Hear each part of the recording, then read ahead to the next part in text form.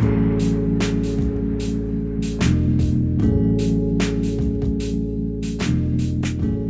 is going on, YouTube? Welcome back, everybody. We got a little bit different of a video for you today. We got an unboxing. We got some new equipment from Mars Hydro. They sent over the new inline fans. They're starting a new product line, and they sent me a couple to test out. So I'm going to give them a test. But first things first, you got to open up the box, right? Let's see what's inside of here. So we've got the ducting. We've got 3 6-inch clamps. And just to let everyone know, this is the full package from Amazon. This is the whole ducting setup. This is the fan, this is the carbon filter, and this is all the pieces to attach it with. This is the combo, once again, on Amazon. Let's see what's inside of this box. What do we got? What do we got? Of course, the carbon air filter. A nice big boy in here. A little bit fatter. Less longer than most of them. Standard sleeve around the edge. Now, let's go take a look at the fan. Now this one should have the digital readout on it. It has a nice little cool looking controller. It's pretty much the same looking controller as the AC Infinity line. If anyone's seen that controller before, it's pretty much the spitting image from what I've seen from some photos. Let's go actually take a look at what's inside of this thing. I do like the cool looking green color right there. Nice little accent. These fans are mostly made with the thermal plastic nowadays. Very light compared to the old school big heavy duty fans. I really do like these new line of fans. They're really slick looking, built really well. Now let's see how this one is. Yeah, see, just like I told you, pretty much the spitting image of the AC Infinity digital readout box. I personally like it. I'm glad they have it. And last but not least, we do have the instruction booklet. And take a look at that if you want for a couple seconds. It'll tell you everything you need to know about the fan in a nutshell. Anyway, let's go set this bad boy up. And we are back. Let's go over this a little bit. So it has multiple different functions on it, different settings. The basic one is the on function. You can set it to whatever speed you want. You see the setting right there? You turn that up, and then you see the little fan icon right above it. Once it gets to that speed, it'll reach the number. It'll take a couple seconds usually. Watch, you see how I turn it up, and then the fan speed will slowly get to that number also. Now it's at 10.2. So that's the most basic function of this thing. It's really, really easy to use.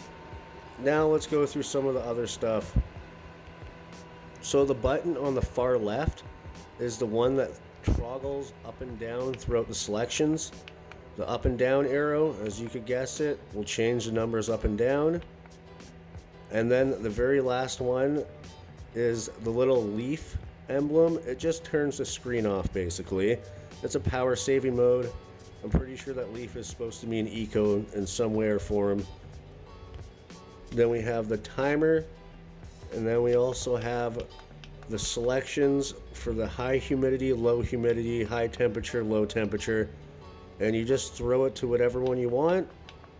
Toggle the number up or down to the setting what you like. Set in your high, set in your low. Do whatever you have accustomed to your growing situation. Really, really handy. I like this piece quite a bit, and it looks pretty cool too, just sitting there. Now for the high humidity and the low humidity, it actually came with the setting off, and to change that, you hold down the up and the down direction key at the exact same time, and it'll turn that function on then. So for the actual setup of how this is on my tent, I have it set up in both different ways to display them to you. This way, how you're looking at right now, is all the equipment is on the outside of the tent. It's my personal favorite of how to set it up. It saves you a little bit of space inside of the tent. But there is one downside.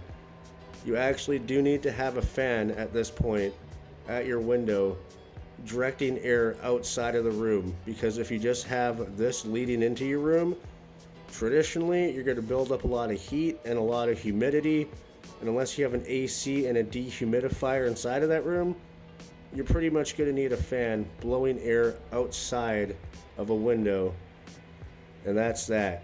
So that's the one downside to having it set up like this. Now, the setup on the inside, I'll show you that in half a second, but this is one of the most important questions. What fan size do I need for my tent? Now, usually there's just a simple math calculation for it. Let's do an example. This 3x3x6 tent right here, 3 times 3, we got the 9 times 6. So what does that say to you? You're going to need 54 CFM.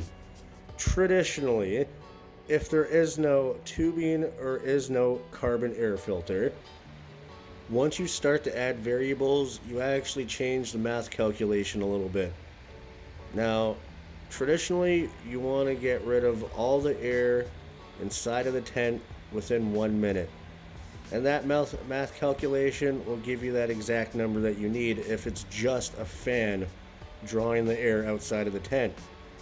Once you throw in the carbon air filter and all the ducting, that changes the dynamics a little bit and the power aspect of it all.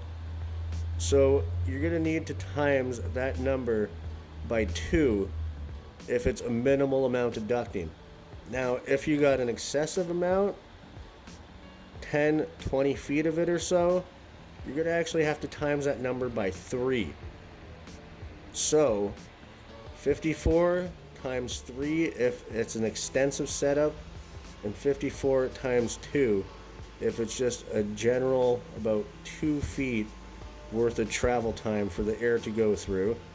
Now, in this style of a setup inside of the tent, I have the ducting leading directly outside of my window, so I don't actually have to take care of any of the humidity or rising temperatures inside of my room. And as you probably noticed, I have a different fan controller on this 6-inch fan. Mars Hydro has 2 different setups right now.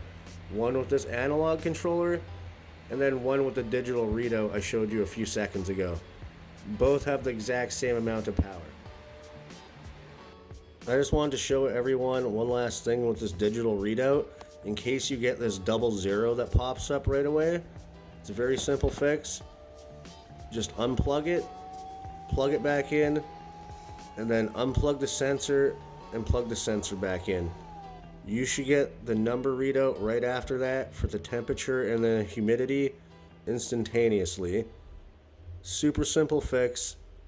It was a little weird thing to come across, but I just want everyone to know.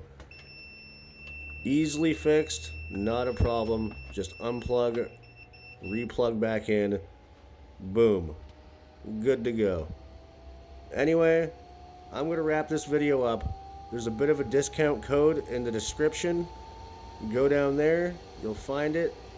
Anyway, I'm out of here, everyone. Take her easy. See you next time.